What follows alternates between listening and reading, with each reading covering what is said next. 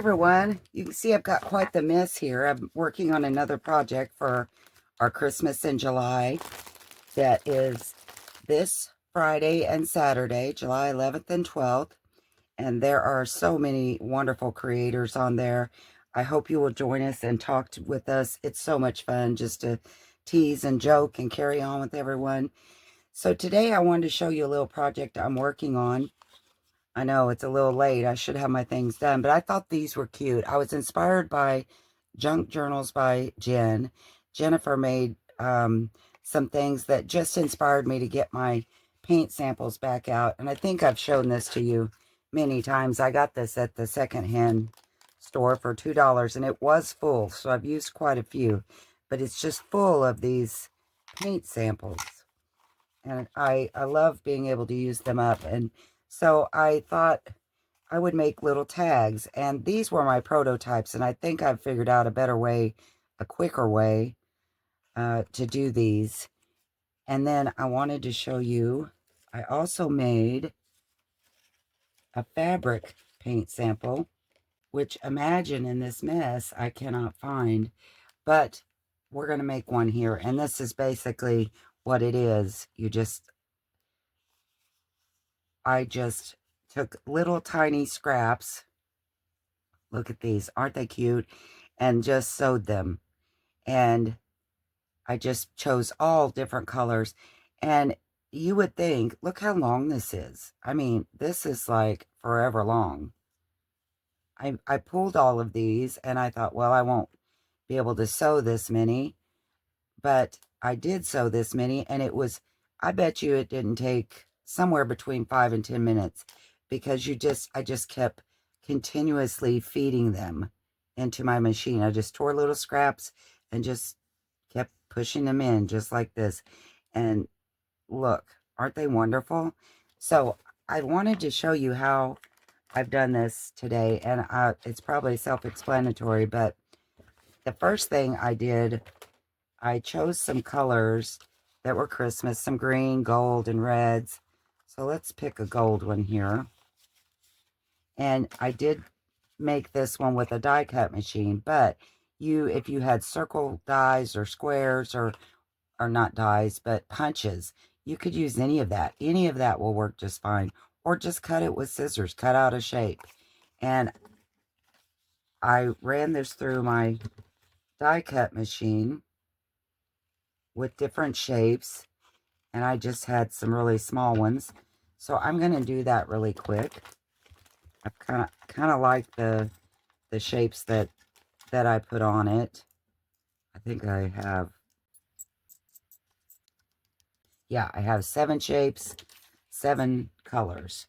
So I'm going to run that through my machine real quick and cut out some squares. That will be my very first step.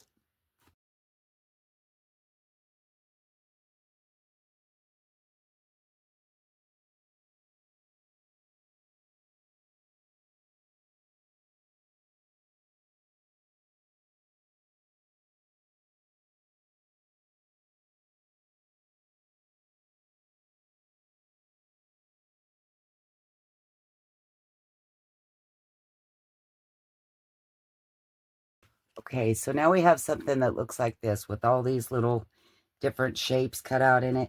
And not just that, but look at these cool little shapes that you have that now you can make clusters and different things with. I just think that's really cool. I like those. So I keep, of course, I kept those as well. I mean, I have the little green ones, and I'm sure I have the red ones somewhere if I ever find that. But so what I didn't do this the first time, but this is what I think would work best. So I put it down on I have tea-dyed cardstock here. And what I'm going to do is take a pencil, and this might be an unnecessary step because when I've done these, I did not use a pencil. But I'm not very good at, I'm just going to lightly do that and just trace around. It doesn't even have to be a good trace. You're just basically wanting to see where you need to stay inside the lines to stamp. That way, if you because I didn't want to stamp on this. I wanted it to look completely like it was underneath. So I just drew some little shapes like that, so I would know where to stamp. And then I have a bunch of little stamps here, and I'm just going to go down through here and see what fits best inside. And I did them in different colors, and I will do the same on this one. I'm going to use some black, and this is called claret, and some olive green, but red or any colors that you want are wonderful. I'm going to do a green one right here.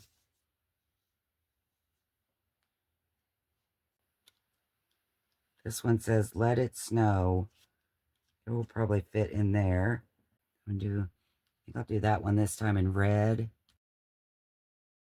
See, I got it outside of the lines, but when you lay this over it, and that's the reason I thought I should stamp first, it's still going to look good. It's still going to look good. So that's the reason I wanted to stamp first, where I didn't stamp on my paper or on my paint sample. So I'm just going to keep going. Do like that claret. It's kind of a wine.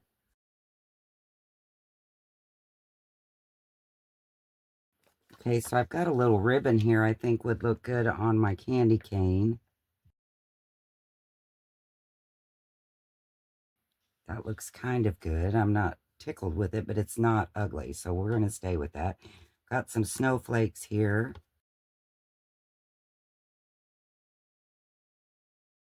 I found a couple more good ones. This one says December 25th, a little star. Maybe I'll put that by the joy or somewhere close. And then I did find the ho ho ho. That one would look good.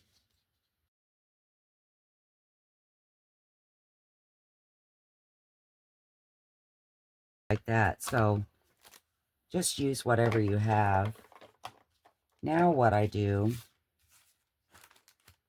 and this looks kind of, you know, it's all outside of the lines and everything, but that doesn't matter because look, when we put it back on, how good does that look? I love this. Okay, so I think I'm just going to take an eraser because I got a little heavy-handed with my pencil and erase those. Just to be sure it doesn't show through my window.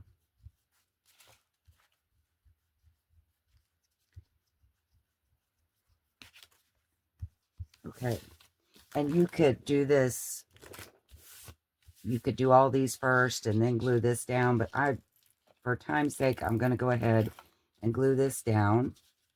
And I did try it with a glue stick to begin with, but I didn't like how that was holding, and I wasn't sure that I was going to sew around it. I may, but I don't want to have to. If I, you know, don't want it to have to be a must thing in case I, you know, don't really feel want to do it that way, I guess. I like to have options, don't you? So I'm just gluing around everywhere, all next to those windows. Everywhere that there's paper, I'm putting glue.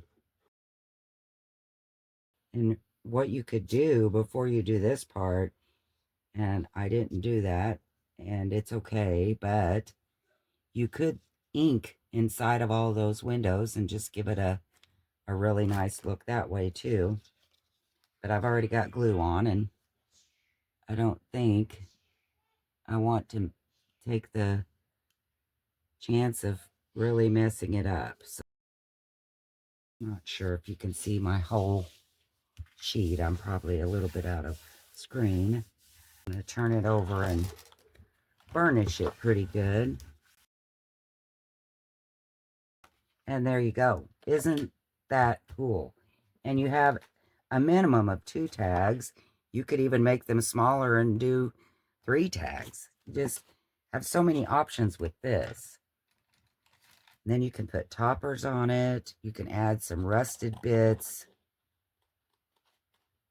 I wish I had remembered to ink around in the boxes, but you know, that's not a make or break for me because I think it looks so good just as it is.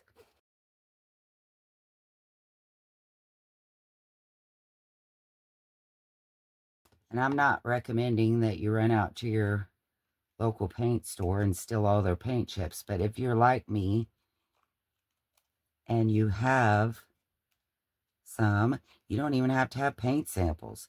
You can do this with just, you know, Christmas paper on the top and, you know, do something like this. I just love it. I really do. I think it turned out so cute. So I will eventually cut this down into tags. Maybe I'll just do it right now. Let's see what we got. You have such a beautiful writing space, that tea-dyed paper on the back. I can always ink around them. I'm going to add a little lace at the top, probably of a couple of them. Maybe we can do one of those right now. I have a piece of this tea-dyed linen. I think it's tea-dyed. It might be. It might be. No. I started to say it might be coffee, but I really think it's tea-dyed. So I'm going to do something like this. And this is not necessary either. You can just, I'm just doing it because I have this. I mean, if you don't have this, none of this is necessary. So I'm going to round my corners.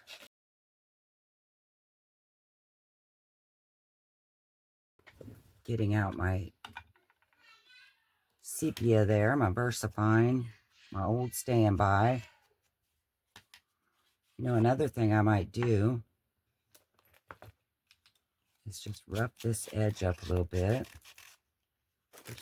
Oh, Karen, I almost had a meltdown. I thought I'd misplaced this, but I found it. Thank goodness. So let's just rough that up a little bit.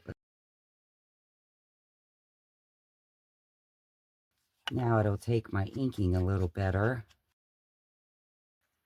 I think this might be better to use the dark, the saddle brown. Or no, it's timber brown, not saddle. Might need something a little darker.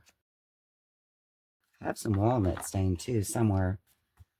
I bet that would look good. Really liking that.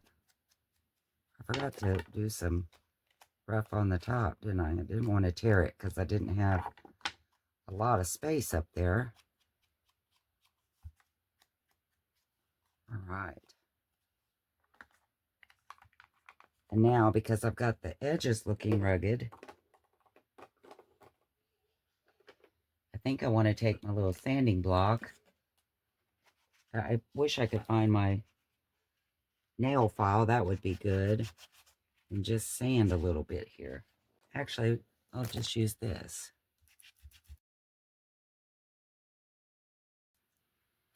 Give it a little bit more worn look like that.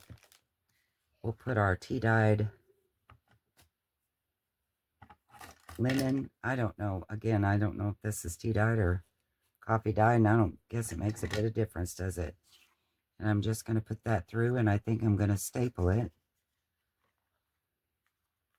Just like that. And I alcohol inked some staples to make them look kind of rusty.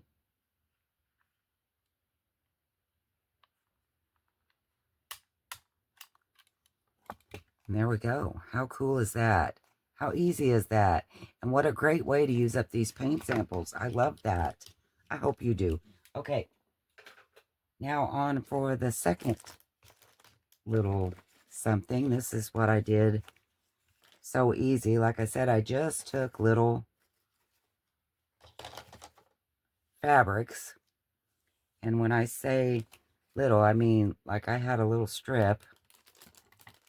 And I would just cut it, because my little blocks aren't very big. So I just cut it just like this.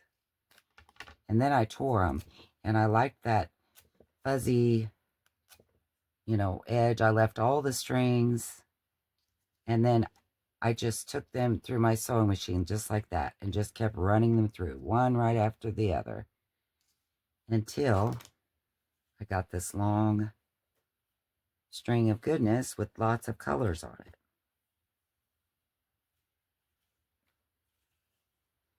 So let's put some on our, and I changed up the pattern to the stitching, some of them are, and then you just cut them apart like this. How easy. Some of them are zigzags, some of them are just done them all kinds of different ways. Whatever you like. Just cut some off here and give myself something to choose from.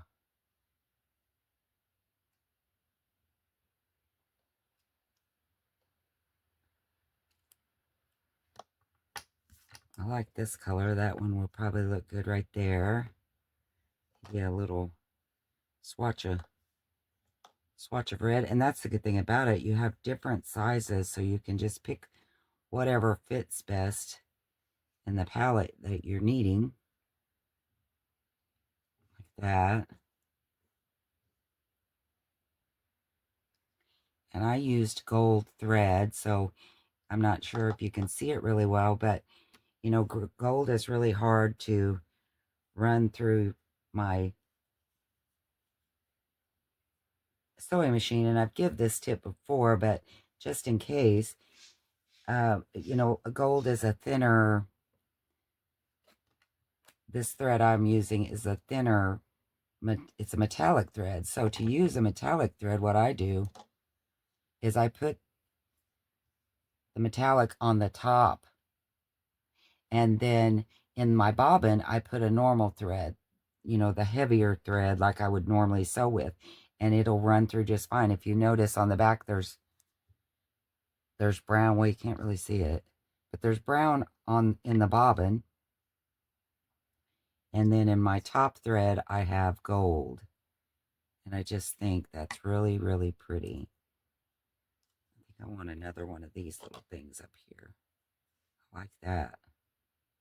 Look how that candy cane kind of has a pink tone to it. Looks really nice. Plus, I'll probably cut this so they won't be on the same card. And that's it. How easy. And then I just glued them in the middle. I guess I already had that one glued down. I didn't glue the whole thing because I liked them kind of standing up. I like the fringe to be kind of pulled away from the card and like that. You can put them, just switch it up and put them all different directions. Put them crooked. They don't even have to be,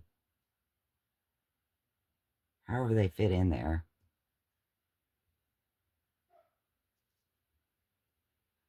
You could run them off the edge. That would look neat, wouldn't it? Having that fringe off the edge. Of course, I'm going to glue it to, you wouldn't even have to.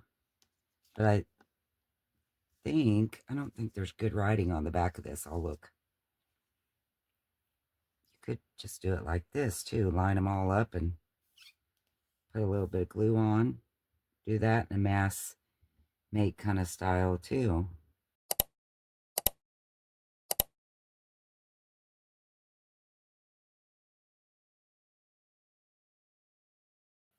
And the good thing about using, if you use fabric you have time to kind of move it around a little bit. But isn't that cute? Now, the back of mine, you could write on that. I wouldn't even have to back it to tea-dyed paper. But, of course, I'm going to. So, or you wouldn't have to back it at all. But, see, I like how that thread's coming off the edge there. I'm going to cut this bottom off because I don't really need that white.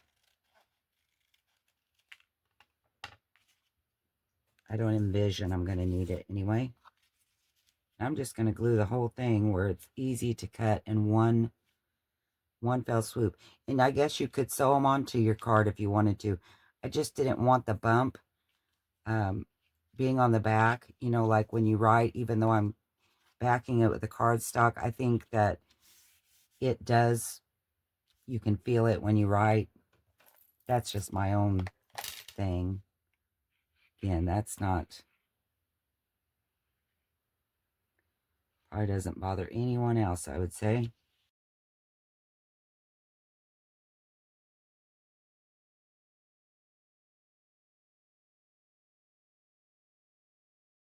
You could also add little tags and things in just to zhuzh it up a little bit, I guess. What an easy way to make quick tags and to use up some fabric scraps, paint samples, or, you know, any kind of paper. If you have, you could do this, like I said, with Christmas scraps, and then, you know, you would put your little tags there or whatever you want. I just think, what an easy way.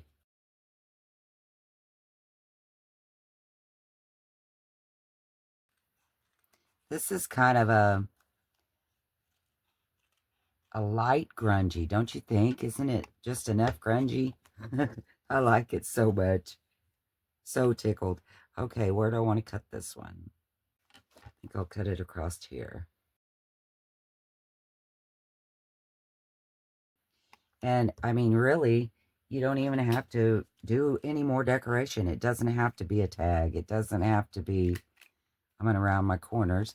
But I mean, you don't have to put the tops on there. I mean, I could just leave this as a cool tag or a cool,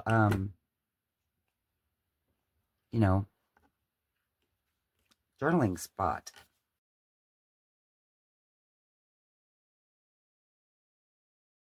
And that's exactly what I will do. I will leave those as little journaling cards. I've made one into a tag here. This one could be a journaling card, but that might be how I do it. I might just make a few of these and tuck them into a really cute little bag of sorts. And wouldn't that be just a really quick, easy thing to put into your Christmas journals? I really, really like this. I hope that you do. You could always do some more stamping around. Um, I think sometimes simple is good. And this to me is just that. I may, you know, look at me, I can't stop. So I may have to do a little grunging, but that's not necessary either. Gosh, I know I keep saying it. I hope you like these. Thank you for watching, and please join us in the Christmas in July.